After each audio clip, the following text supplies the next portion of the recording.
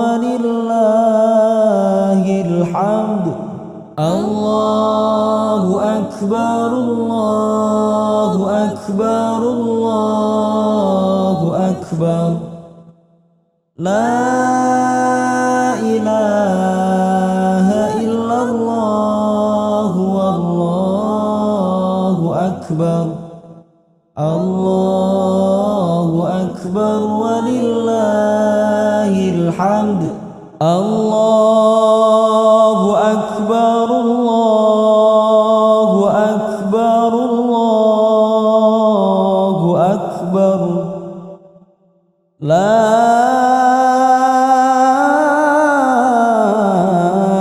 ilaha illallah wallahu akbar. Allahu akbar walillahil hamd. Allahu akbar. Assalamualaikum warahmatullahi wabarakatuh. Allahumma qawwil Islam minal muslimina wal muslimat wal mu'minina wal mu'minat al ahya'i minhum wal amwat wansurhum ala mu'anidid din. Rabbi ikhtim lana minka bi khairin ajma'in wa ya khairan nasirin bi rahmatika ya arhamar rahimin. Allahu akbar, Allahu akbar, Allahu akbar, Allahu akbar, Allahu akbar, Allahu akbar, Allahu akbar, Allahu akbar, Allahu akbar kabira walhamdulillahi katsira wa subhanallahi bukratan wa asila. La ilaha illallah wallahu akbar. Allahu akbar walillahil hamd. Alhamdulillahi wahdah sadaqa wa'dah wa nasara 'abdah wa 'azza jundahu wa hazama al-ahzaba wahdah. Asyhadu an la ilaha illallah wahdahu la syarika lah wa asyhadu anna sayyidana Muhammadan 'abduhu wa rasuluh. Allahumma shalli ala sayyidina Muhammad abdika wa nabiyyika wa rasulika nabiyil ummi wa ala alihi wa sahbihi wa sallim taslima biqadri azamati dzatika fi kulli waqtin wa hin. Amma ba'du. Faya ibadallah usikum wa iyaya bitaqwallah wa qad fazal muttaqun. Wa qala Allah ta'ala fi kitabihil karim a'udzu billahi minasy syaithanir rajim. Ya ayyuhalladzina amanu taqullah wa qulu qawlan sadida yuslih lakum a'malakum wa yaghfir lakum dhunubakum wa man yuti'illaha wa rasulahu faqad faza fawzan 'azima. Hadirin hadirat jamaah salat Idul Adha yang dimuliakan Allah Subhanahu wa taala.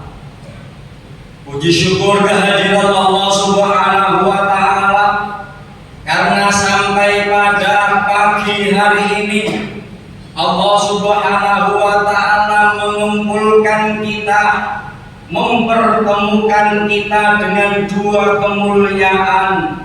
Kemuliaan yang pertama adalah kemuliaan kemuliaan hari Jumat. Hari Jumat sebagai Sayyidul Ayyam, hari terbaik. Hari Jumat adalah hari di mana amal kebaikan yang dilakukan seorang hamba akan dilipat gandakan oleh Allah Subhanahu wa taala. Hari Jumat adalah hari tatkala seorang hamba mau berdoa kepada Allah Subhanahu wa taala, pasti doanya akan diijabah. Bahkan kalaupun ada orang-orang mukmin yang beruntung meninggal dunia di hari Jumat, maka akan tercatat sebagai orang yang mati syahid. Bahkan kelak jamaah yang dimuliakan Allah, hari kiamat terjadi di hari Jumat. Kemuliaan yang kedua adalah kemuliaan bulan Dzulhijjah. Begitu mulia dan agungnya bulan ini sampai Allah Subhanahu wa taala bersumpah dengan beberapa ayat tentang kemuliaan bulan Dzulhijjah. Wal fajr, demi waktu fajar tanggal 10 bulan Dzulhijjah. Walayalin asyr, demi 10 malam-malam yang pertama di bulan Dzulhijjah. Wasyaf'i, demi hitungan genap yang dimaksud adalah tanggal 10 bulan Dzulhijjah saat ini. Begitu mulia dan agungnya 10 hari yang pertama di bulan Dzulhijjah, utamanya tanggal 1 sampai dengan tanggal 9. Rasulullah SAW menegaskan afdhalus siyam ba'da siyami syahri Ramadan syiyamu ashhuril hurum. Puasa yang paling utama kita lakukan selain puasa di bulan Ramadan adalah puasa di bulan-bulan yang dimuliakan Allah Subhanahu wa taala.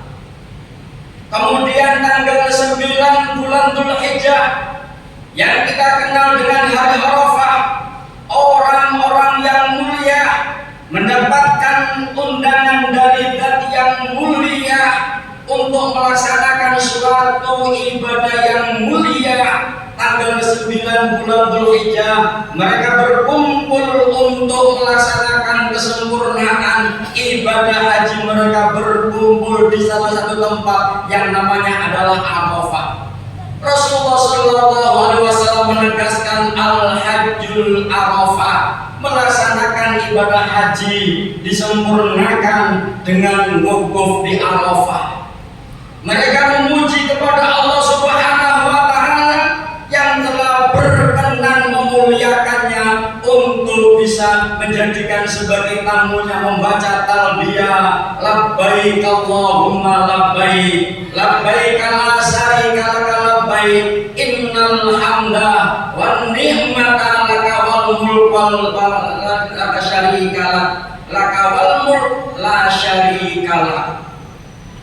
Begitu istimewa dan mulianya ibadah haji sampai Rasulullah SAW berdoa untuk mereka, Allahumma firlil haji waliman istaghfarallah. Ya Allah, ampunilah dosa-dosa orang-orang yang melaksanakan ibadah haji dan orang-orang yang dimintakan ampunan, orang-orang yang melaksanakan ibadah haji. Mudah-mudahan saudara-saudara kita yang saat ini dimuliakan oleh Allah Subhanahu wa taala untuk memenuhi undangannya senantiasa diberikan kesehatan, senantiasa melaksanakan ibadah haji dengan baik, dan mereka akan berkumpul kembali bersama kita dengan membawa haji yang mabrur. Ma'asyiral muslimin, hadirin hadirat jamaah Idul Adha yang dimuliakan Allah. Kemudian tanggal 10 bulan Dzulhijjah, seluruh umat Islam di seluruh pelosok dunia mereka bertakbir mengagungkan Allah Subhanahu wa taala, bertahlil ini mengakui bahwasanya tiada Tuhan selain Allah. Mereka senantiasa bertahmid, memuji kepada Allah Subhanahu wa taala yang telah memberikan nikmat yang tiada tara. Kemudian kita semuanya juga di bulan Dzulhijjah ini ada sebuah amalia yang sangat dicintai oleh Allah Subhanahu wa taala, yakni berkorban. Dalam sebuah hadis Rasulullah sallallahu alaihi wasallam menegaskan, "Ma'amila ibnu Adam yauman nahri amalan ahabba ilallahi azza wa jalla min iraqatid dam wa innahu la ya'ti yaumal qiyamati bi qarniha wa aslafiha wa asariha wa inna dama la yaqau min Allahi azza wa jalla makanan qabla an yaqa'a 'alal ardi fatibu biha nafsan." Tidaklah sebuah amalia yang paling utama, yang paling dicintai Allah Subhanahu wa taala dilakukan oleh anak cucu Adam di hari nahar, di hari raya Idul Adha adalah berkorban, mengalirkan darah, karena kelak di hari kiamat wa innahu la ya'ti yaumul qiyamah, karena kelak di hari kiamat tanduk hewan korban, kuku hewan korban, kemudian bulu hewan korban akan dicatat sebagai kebaikan di hadapan Allah Subhanahu wa taala untuk kita orang-orang yang berkorban. Bahkan tatkala hewan korban disembelih, sebelum darah itu menetes ke bumi, menjadikan seluruh orang-orang yang berkorban dosanya diampuni oleh Allah Subhanahu wa taala.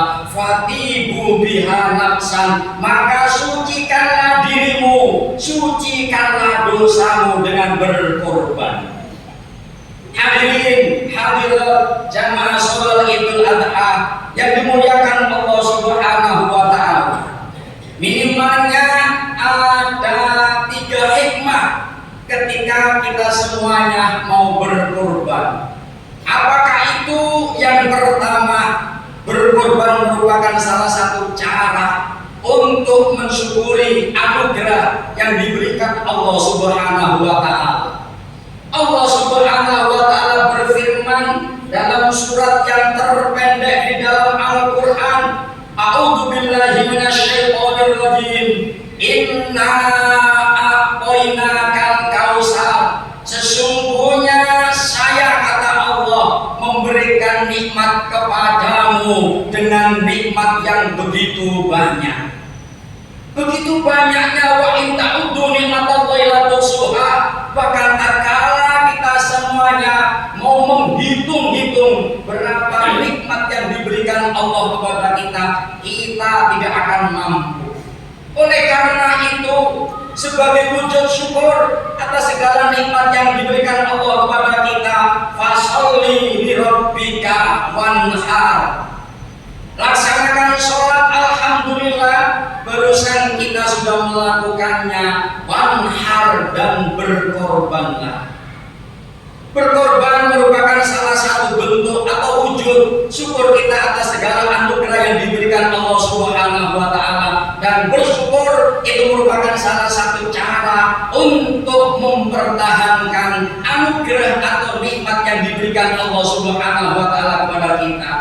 Ibnu Athaillah Sakandaria telah menyatakan dalam kitabnya Al-Hikam, man yashkurun ni'am faqad ta'arrada zawalaha wa man syakaraha faqad qayyada bi qayyidatin.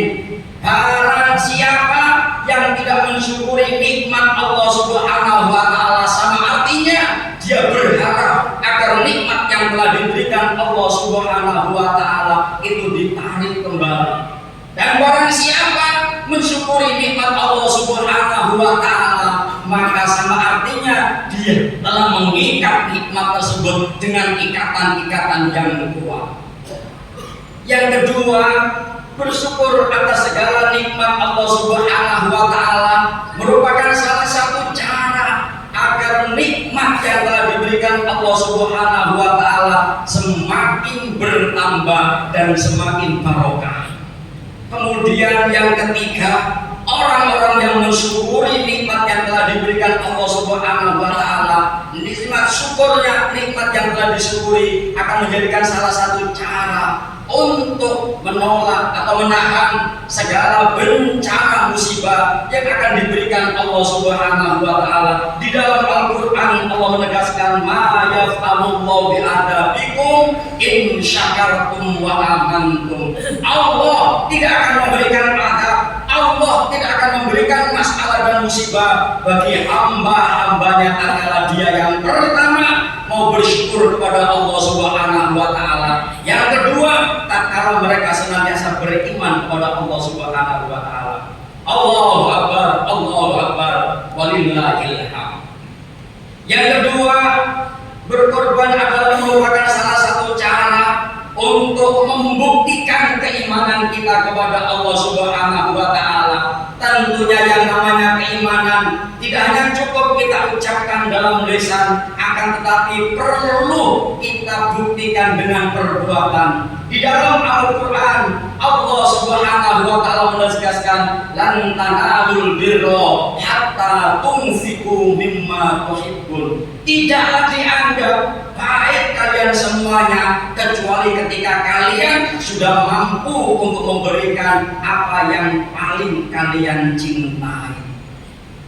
Ma'asyiral muslimin rahimakumullah. Yang ketiga, berkorban merupakan salah satu amalia yang dicintai oleh Allah Subhanahu wa Ta'ala. Yang menjadi pertanyaan, apa yang menjadikan status amalia tersebut menjadi sebuah amal yang dicintai oleh Allah dengan dua kriteria. Yang pertama, waktu atau kapan kita melakukan amalia tersebut. Karena memanfaatkan momen-momen yang baik yang terjadi, yang dialami para nabi, para rasul, itu merupakan sesuatu yang betul-betul diperhatikan dan dihargai oleh Allah Subhanahu wa Ta'ala. Berkorban dilakukan di hari yang baik, dilakukan di bulan baik. Kemudian yang kedua, untuk baiknya sebuah amalia itu tergantung siapa yang kita contoh. Berkorban kita telah meneladani para nabi, para rasul, utamanya adalah Nabiullah Ibrahim alaihissalam. Nabiullah Ibrahim alaihissalam, beliau mendapatkan 3 prestasi dan semuanya itu yang memberikan adalah Allah, bukan perguruan tinggi, bukan seorang pejabat, akan tetapi langsung yang memberikan adalah Allah Subhanahu wa Ta'ala. Apakah 3 prestasi yang diberikan Allah Subhanahu wa Ta'ala kepada Nabiullah Ibrahim alaihissalam? Yang pertama, Nabiullah Ibrahim alaihissalam sebagai Khalilullah, dan itu langsung dinyatakan Allah Subhanahu wa Ta'ala, wattakhadallahu Ibrahim khalila. Allah Subhanahu wa Ta'ala menjadikan Nabiullah Ibrahim alaihissalam sebagai kekasihnya. Ketika ditanya, ya Ibrahim, li ayyi syai'in ittakhadhakallahu khalilan, wahai Ibrahim, apa yang menjadikan panjenengan menjadi kekasih Allah Subhanahu wa Ta'ala? Beliau menjawab salah satu asya, 3 hal yang menjadikan Nabiullah Ibrahim alaihissalam sebagai kekasih Allah. Yang pertama, ikhtartu amrallahi ta'ala ala amri ghairihi. Yang pertama, Nabiullah Ibrahim alaihissalam lebih memilih, lebih mendahulukan perintah urusan Allah Subhanahu wa Ta'ala daripada urusan-urusan yang lain. Mudah-mudahan kita bisa mencontohnya. Yang kedua, beliau mahtamamtu bima kafalanya wali. Yang kedua, saya tidak pernah susah, saya tidak pernah sedih dengan dengan apa yang sudah dijamin Allah Subhanahu wa Ta'ala kepadaku. Nabiullah Ibrahim tidak pernah susah atau sedih dengan kebutuhan keperluan hidupnya, akan tetapi beliau bersedih dengan ibadah yang belum sempurna, yang belum maksimal beliau lakukan kepada Allah Subhanahu wa Ta'ala. Kemudian yang ketiga, wa ma ta'asyaitu wa ma tahabbaitu ila ma'adh. Yang ketiga, Nabiullah Ibrahim menjadi kekasih Allah Subhanahu wa Ta'ala. Kata beliau, saya tidak pernah makan sore ataupun makan pagi kecuali dengan tamu. Ma'asyiral muslimin jamaah salat Idul Adha yang dimuliakan Allah Subhanahu wa Ta'ala. Yang kedua, Nabiullah Ibrahim alaihissalam dikenal sebagai Abul Anbiya, bapaknya para nabi.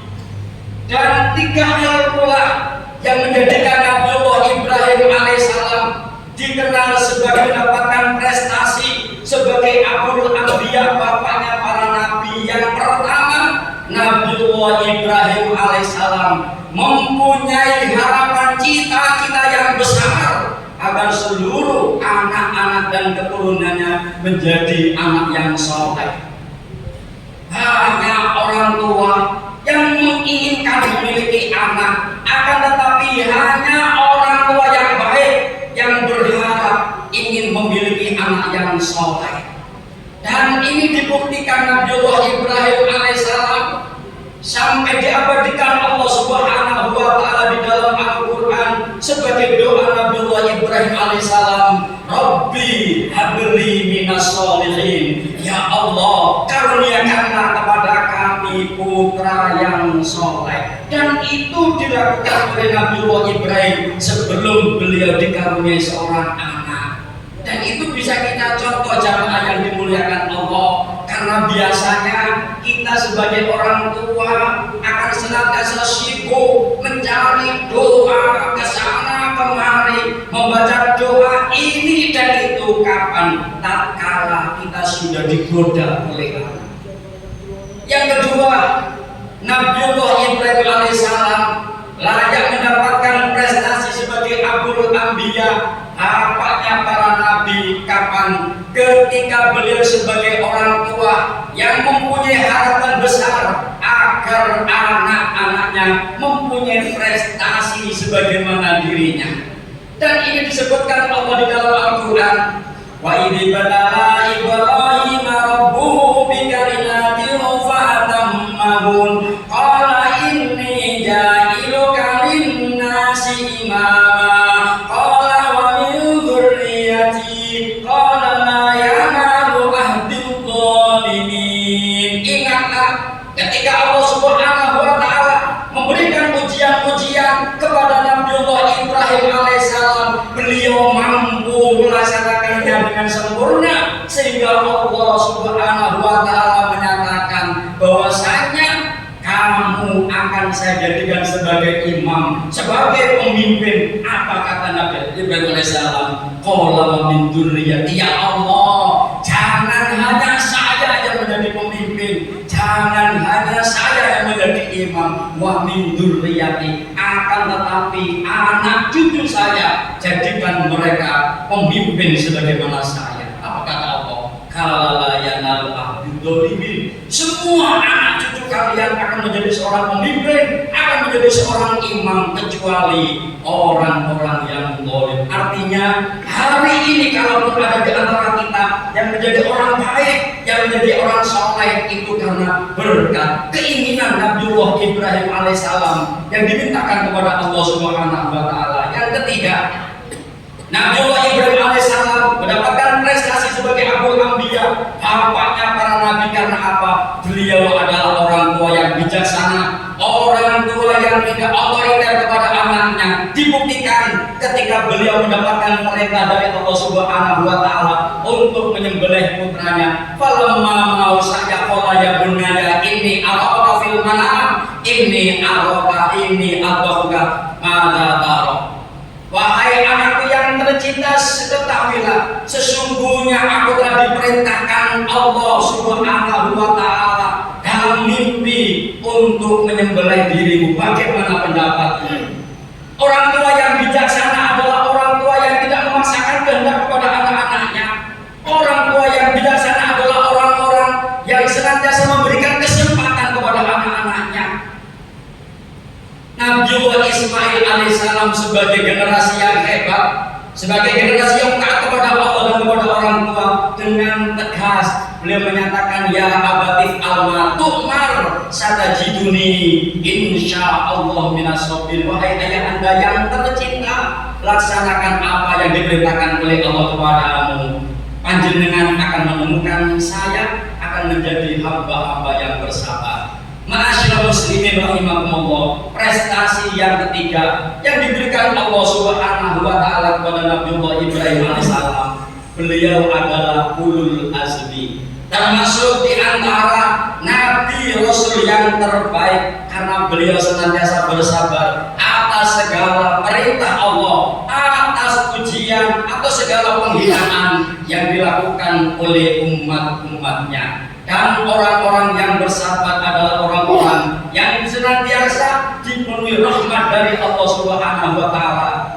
Orang-orang yang bersabar senantiasa akan mendapatkan hidayah dari Allah Subhanahu wa taala. Disebutkan di dalam Al-Qur'an, alladzina idza asabatuhum musibah qalu inna lillahi wa inna ilaihi raji'un. Ulaika 'alaihim shalawatun mir rabbihim wa rahmah wa ulaika humul muhtadun. Orang-orang yang tatkala terkena musibah dengan yakin dan tegas menyatakan bahwa kita ini adalah milik Allah dan selayaknya kita sandar dan menyandarkan semuanya kepada Allah Subhanahu wa taala. Mereka adalah orang-orang yang senantiasa dipenuhi rahmat, anugerah dari Allah Subhanahu wa taala. Mereka adalah orang-orang yang mendapatkan hidayah. Mudah-mudahan kita senantiasa di hari yang mulia ini, di tempat yang mulia ini, di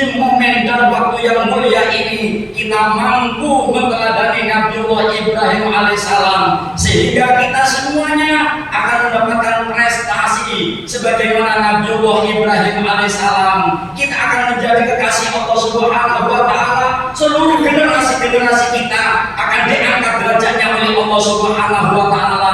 Yang ketiga, kita senantiasa diberi kesabaran karena orang yang bersabar senantiasa mendapatkan pahala yang tak terhingga dari Allah Subhanahu wa taala. Amin.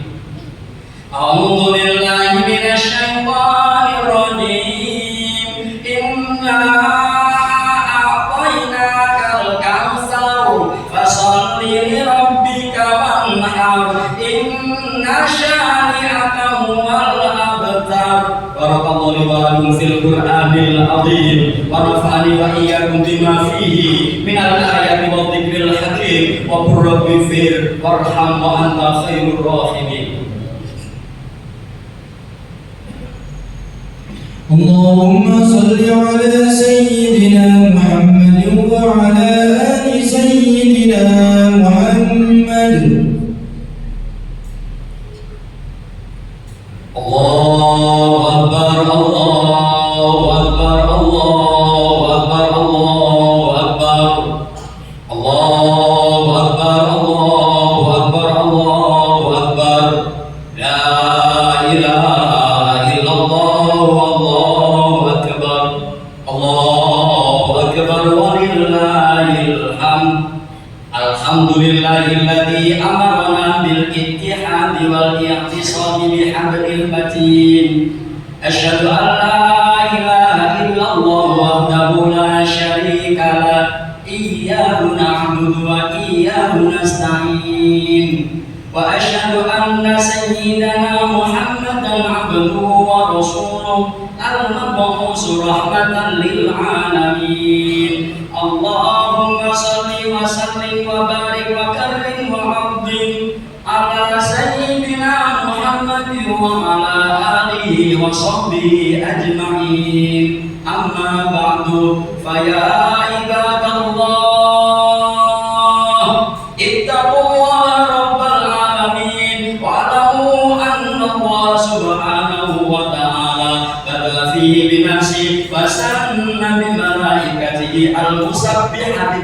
القدسي فقال في كتابه العزيز أعوذ بالله من الشيطان الرجيم إن الله وملائكته يصلون على النبي يا أيها الذين آمنوا صلوا عليه وسلموا تسليما اللهم صل وسلم وبارك على سيدنا محمد وعلى آله وصحبه أجمعين والحمد لله رب العالمين اللهم اغفر للمؤمنين والمؤمنات والمسلمين والمسلمات الأحياء منهم والأموات ويا قاضي الحاجات وغافر الذنوب والخطيئات اللهم ربنا هب لنا من أزواجنا وذرياتنا قرة أعين واجعلنا للمتقين إماما